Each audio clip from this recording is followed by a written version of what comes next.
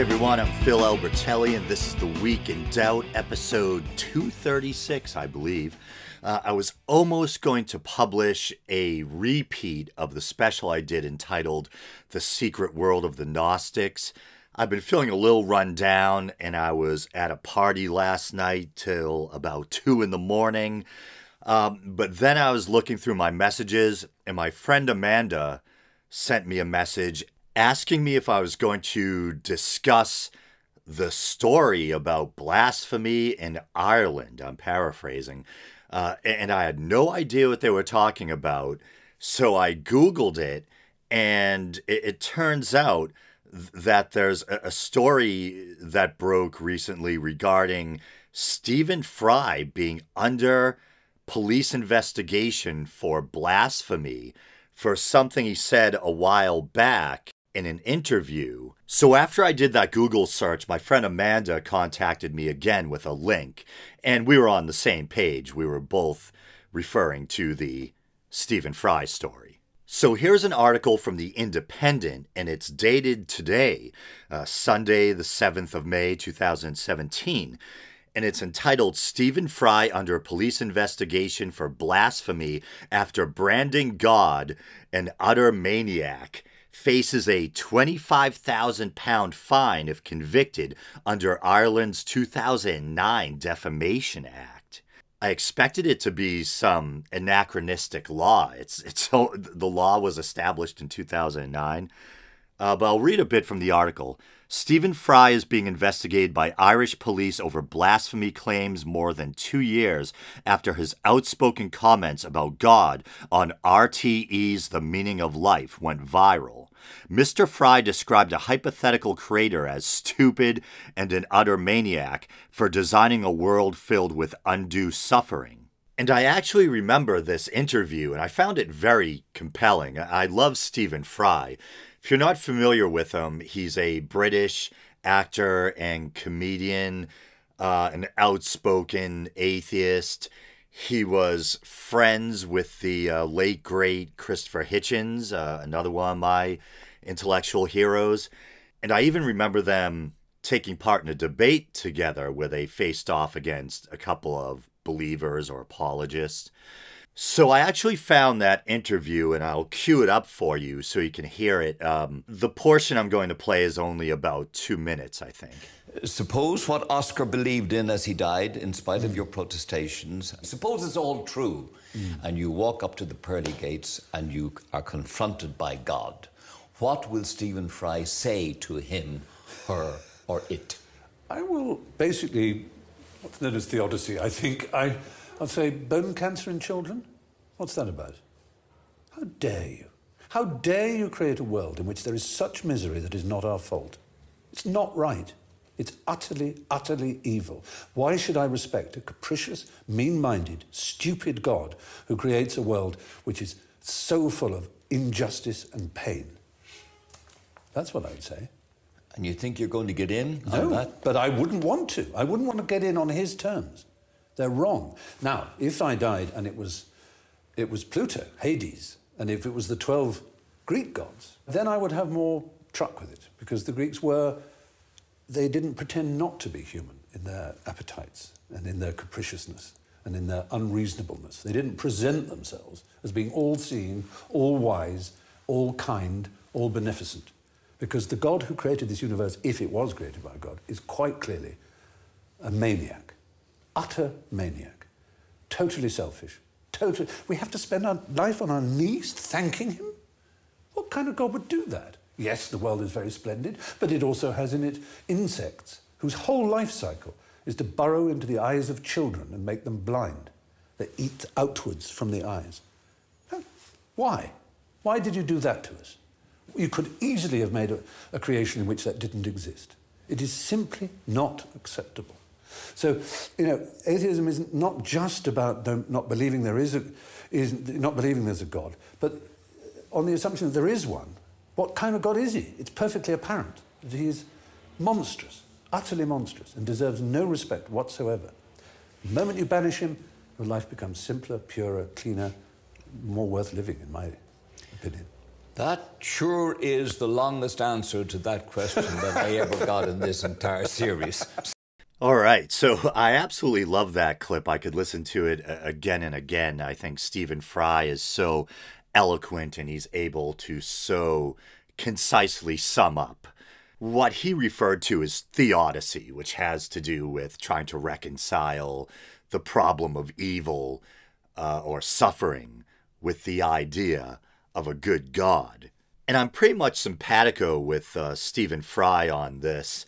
Yes, I agree. There's, like he said, there's a lot of beauty and wonder and joy in the world. But there is also a lot of horrible suffering and misery and iniquity that makes it hard to try to justify or rationalize the idea that there's some benign personal creator out there who's behind or in control of all of this. It seems like the best that religious people can do, well, at least Christians, is to basically blame it on us, to say it's the fall in the garden, it's original sin, which to me makes God look even more monstrous. You're going to punish all of humanity, all subsequent generations, for the transgression of two individuals? How is that fair in any shape or form?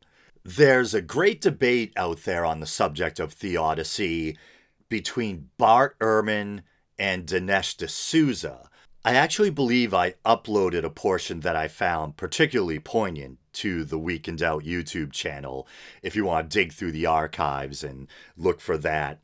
Or, of course, you could just go to YouTube and type in Bart Ehrman, Dinesh D'Souza, and probably find plenty of clips or even the full-length debate itself. I believe, according to Bart Ehrman, the problem of evil was one of the main reasons for his move from Christianity to agnosticism. I think I've even recently, I heard him say that he doesn't even mind the label atheist. He's comfortable calling himself, or being called at least, either an atheist or an agnostic. And another big reason why he moved away from religion was that he couldn't really reconcile his faith, because he started out as a very devout Christian, with everything he discovered through his work, through his study of the Bible and biblical texts. He saw all the contradictions, the interpolations, as he would put it, the fact that we're dealing with copies of copies of copies.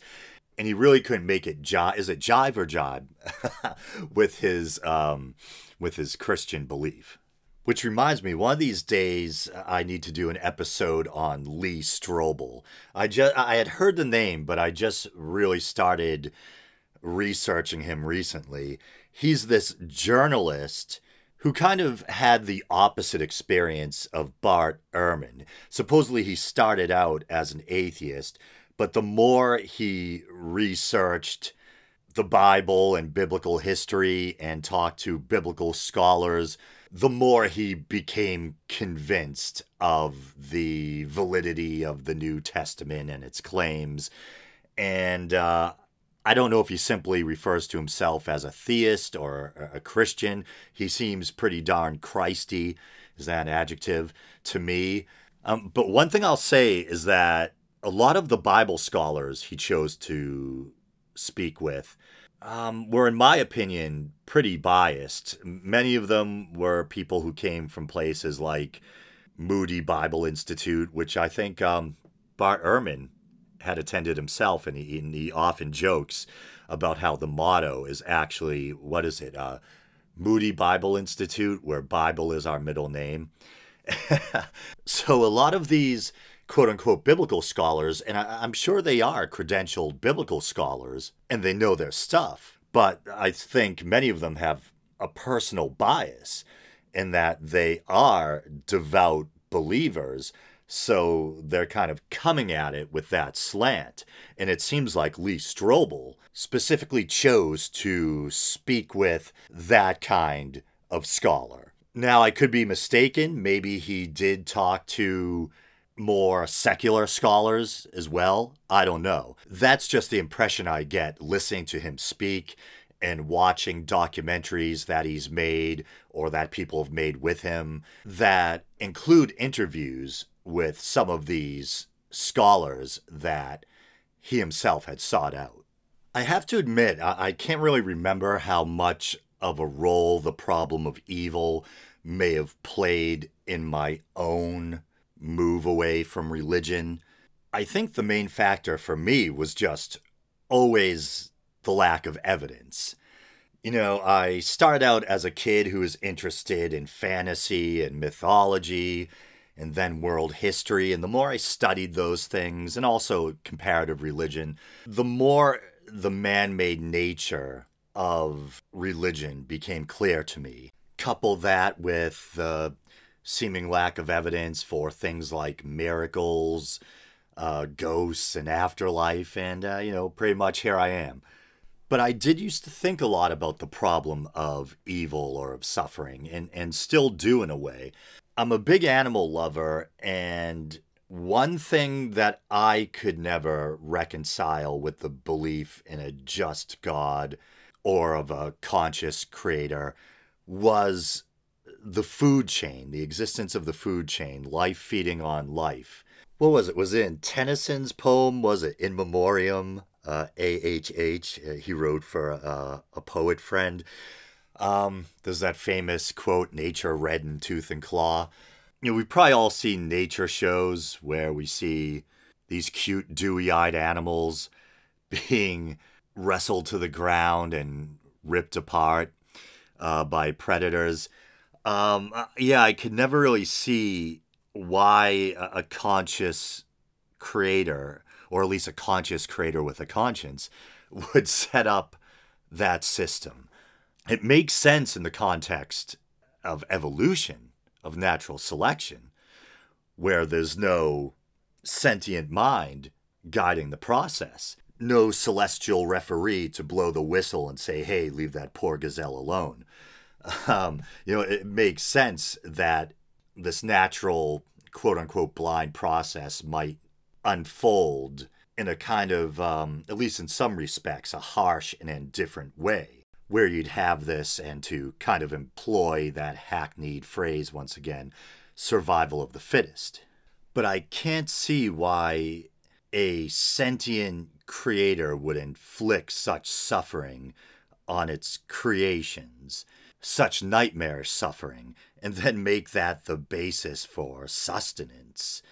It does not make sense. In a way, I think maybe that's what Stephen Fry was talking about when he said, if you did have a sentient God, they'd almost have to be maniacal to create nature the way that they had. And it's funny, not funny, haha, how Stephen Fry was giving the example of some kind of parasitic insect that burrowed in the eyes of children, supposedly, because that makes me think of Darwin and the Ichneumonidae, I think it is. Here's that famous quote from Darwin. I own that I cannot see as plainly as others do, and as I should wish to do, evidence of design and beneficence on all sides of us. There seems to me too much misery in the world. I cannot persuade myself that a beneficent and omnipotent God would have designedly created the Ichneumonidae with the express intention of their feeding within the living bodies of caterpillars, or that a cat should play with mice. And for some reason, talk of Theodicy always makes me think of that hidden hands thing I sometimes bring up. I'm a big fan of Joseph Campbell, and he has this idea that I think is very, or had, he's passed, this idea that I think is very seductive and comforting, but that I don't really believe in. And you can hear him talk about it in that kind of epic interview series he did with I almost said Bill Maher, with Bill Moyers, entitled Joseph Campbell, The Power of Myth. And he talks about how when you're kind of in the zone or following your bliss, how it's almost as if you feel there's these hidden hands guiding you through life. I don't know if it's a some kind of defense mechanism or coping mechanism that's built into our psyches or whatever. But even I have felt that. And the example I've used before is maybe you're driving on the highway and you start to hear a disconcerting noise coming from under your car, or the feeling that maybe a tire might be starting to go flat or whatever. And it's kind of like fingers crossed. You don't know exactly what you're talking to, but you're kind of like, please just let me get home safely, you know? And if you get home without your car breaking down or whatever, maybe you almost feel special in a way, like something guided you or helped you get from point A to point B safely. But then you think about it, you know, where were the hidden hands for the person who died on the other side of the highway? Or like Stephen Fry pointed out, children with bone cancer, hundreds or thousands of people wiped out in natural disasters. So it almost seems egotistical or solipsistic to think that there's some higher power protecting you or guiding you from point A to B, while others just aren't so lucky. Every day people lose their lives on the road or to disease or to natural disasters. And it doesn't really seem fair that some get shielded by those hidden hands while others don't. And of course, at the end of the day, I think there are no hidden hands. But I think the belief in hidden hands definitely can be a comforting one. And I can see the appeal of it. And I think there may even be some kind of superstitious thing built into us that makes us feel like there are these hidden hands. But when you look at it logically, it doesn't really make sense, or at least doesn't seem fair. And who knows, in fairness to Joseph Campbell, maybe he wasn't trying to imply in that interview series with Bill Moyers that providence or some divine agency is actually, you know, guiding you. Maybe he was trying to say that when you're doing something you love, when you kind of get into the zone, when you get into that right frame of mind and you're following your bliss or following your passion, things seem to go more smoothly for you. And maybe he wasn't trying to suggest that there was anything mysterious or any kind of woo-woo stuff going on, you know, I don't know. Or maybe he was, on the other hand, because I've heard Joseph Campbell talk about his belief that there's consciousness in plants and things like that. What I really loved about Joseph Campbell, is because I'm a big mythology buff, was his passion for the power of symbolism and the power of myths and old stories, etc. Geez, but anyway, let's get back to that article. It's only been about 15 minutes or so. Asked in 2015 by the program's host, Gay Byrne, what he would I'm childish, would say to God if he arrived at the pearly gates of heaven, the actor and author replied, "I'd say, bone cancer in children, what's that about?" And of course, we heard him mention that in that clip. The committed atheist added, how dare you create a world to which there is such misery that is not our fault. It's not right. It's utterly, utterly evil. Why should I respect a capricious, mean-minded, stupid God who creates a world that is so full of injustice and pain? We have to spend our life on our knees thanking him. What kind of God would do that? The God who created this universe, if it was created by God, is quite clearly a maniac, an utter maniac, totally selfish. A Gardai, what the heck is Gardai? Gardai spokeswoman told The Independent, "We're not commenting on an ongoing investigation." According to the Irish Independent, the comments, singular, were originally reported to police in 2015. Should be the comments were or the comment was. Anyway, the complainant is said to have followed up last year and to have received a phone call from a detective some weeks ago to discuss the case. The paper quoted a source as saying a prosecution was unlikely. Under Ireland's 2009 Defamation Act, anyone who publishes or utters blasphemous matter shall be guilty of an offence and liable to a fine of up to £25,000. A spokesman for Mr. Fry told the Daily Telegraph, "There was nothing for us to say while this is under investigation." Tweeting about the story, the British Humanist Association said, "What is the world coming to?" Well, I share the outrage of that representative from the British Humanist Association. In a way, saying, or asking, what is the world coming to, seems kind of odd to me, because unfortunately it seems like this type of thing has always been with us. Governments and religious institutions threatening those who would dare to speak out against religion, or for rationally questioning the faith claims of religion. So even though this is nothing new, I mean, once again, that really does surprise me that Blasphemy Defamation Act only dates back to 2009. I mean, that is troubling. And punishing or threatening people for blasphemy, this is something we'd expect from some sour-faced mullah and not from a Western European nation like Ireland. I don't know what the heck the thinking was behind including this anti-blasphemy aspect in this Defamation Act was. I mean, it's insane. I guess at least, they say in the article that they don't foresee any prosecution actually taking place. But still, to me, this anti-blasphemy clause or component of this act, I mean, that shouldn't even exist. People should be free to use their brains, speak their minds, to question religion, to question or to offer their thoughts on the nature of existence, and not be bullied by this anti-blasphemy stuff. I mean, who are you trying to protect? Are you trying to protect God's feelings or the feelings of his followers?